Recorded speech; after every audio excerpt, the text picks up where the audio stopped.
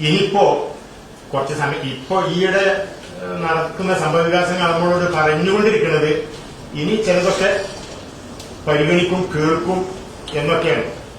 കാരണം ഇമേജ് അത്രമേൽ ഇടിഞ്ഞിട്ടുണ്ട്. ഒരു ശുദ്ധീകരണം ആവശ്യമാണ്. ഞങ്ങളുടെ മാതൃസംഘടന സമസ്തയിൽ ഒരു ശുദ്ധീകരണം ആവശ്യമാണ്. അപ്പൊ നിങ്ങൾ പറയും, നിങ്ങൾ സമസ്ത ശുദ്ധീകരിക്കണം എന്ന് പറഞ്ഞോ? അശുദ്ധിയല്ലേ അവിടെ നടന്നത്? അത് നിങ്ങൾ പിന്നെ മീഡിയ ലോകം കണ്ടിട്ടില്ലേ? അപ്പൊ അശുദ്ധി നടന്നല്ലോ, ശുദ്ധീകരിക്കണം. ഈ പുരോഗമന കാലത്തിനനുസരിച്ച് പുരോഗമനപരമായ ശൈലികൾ സ്വീകരിക്കാനുള്ള വൈമുഖ്യം അവസാനിപ്പിക്കണം.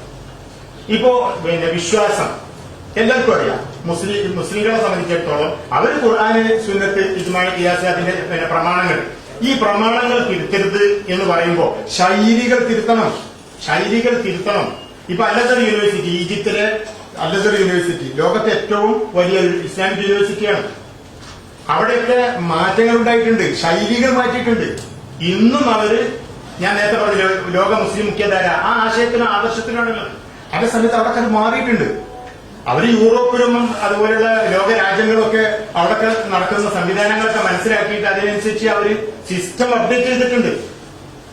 ഇവിടെ രാജ്യത്തിനും ഈ മുസ്ലിം സമുദായത്തിനും ഒരുപാട് നഷ്ടം വരുത്തിക്കൊണ്ടാണ് ഈ ഒരുതരം പഴഞ്ചൻ നിലപാട്, യാഥാസ്ഥിതിക നിലപാടിലേക്ക് നടക്കുന്നത്.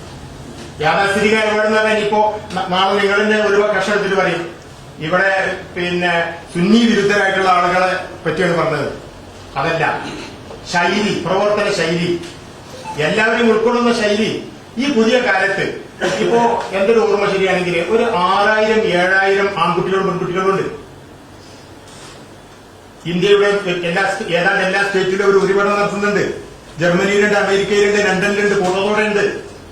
ഇവരൊക്കെ സമസ്ത കേരള ജമിയത്തുൽ ഉലമ അവരുടെ മാതൃസ്ഥാപനം, അവര് അത് വേണ്ട എന്ന് വെച്ചാൽ മ്യൂട്ട് ചെയ്യുന്നത് ശരിയാണോ? അവരിവിടെ ഉൾക്കൊള്ളല് വേണ്ടത്. ഞങ്ങൾ ഇരിക്കുന്ന ആളുകൾ, ഇത്രയും വലിയ സ്ഥാപനങ്ങൾ ഞങ്ങൾ കൂടി ഉൾക്കൊള്ളല്ലോ വേണ്ടത്. അപ്പൊ എല്ലാവരെയും മാറ്റി നിർത്തി വെറുപ്പിന്റെ രാഷ്ട്രീയം എന്ന് പറയുന്ന മാതിരി ശരിയല്ല. ഇൻക്ലൂസീവ് ആയിട്ടുള്ള സമീപനമാണ് വേണ്ടത്. എല്ലാവരും ഉൾക്കൊള്ളുന്ന സമീപനമാണ് വേണ്ടത്.